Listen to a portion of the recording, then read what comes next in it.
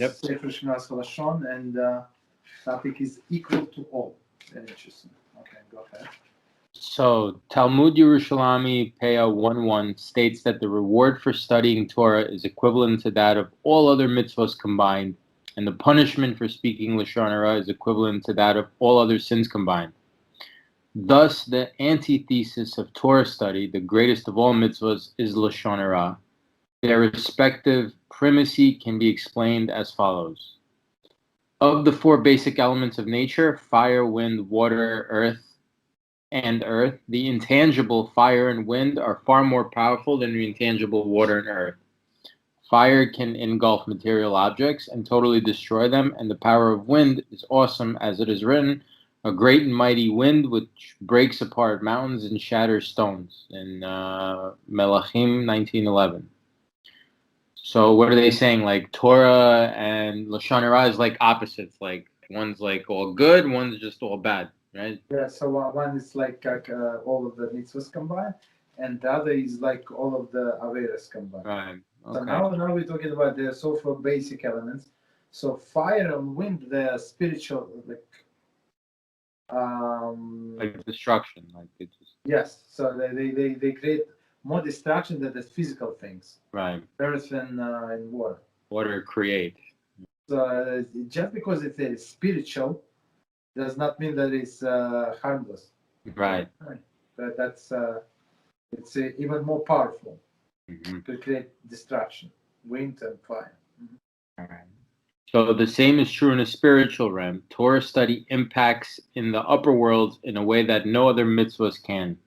This is because all other mitzvahs are related to the physical. For example, to fulfill the mitzvahs of deceit, one dons a garment, a material object. A lulav is held, a physical act. A shofar must be blown, etc.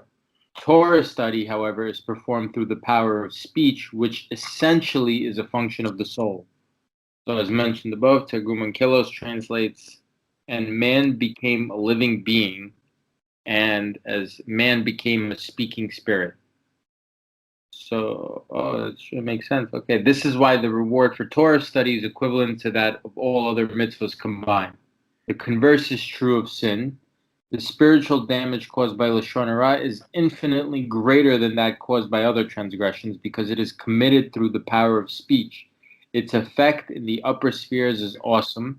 Therefore, its punishment is equivalent to that of all other sins combined.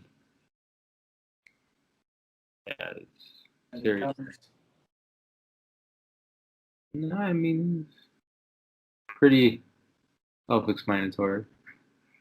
But it's interesting that the Torah study does involve speech, which is, also a way of, it involves speech because you're reading, you're talking Torah, you're doing all these things, but it's, this is like the one that's allowed. Like you just, this is like, constantly, a good thing to talk about, About Torah?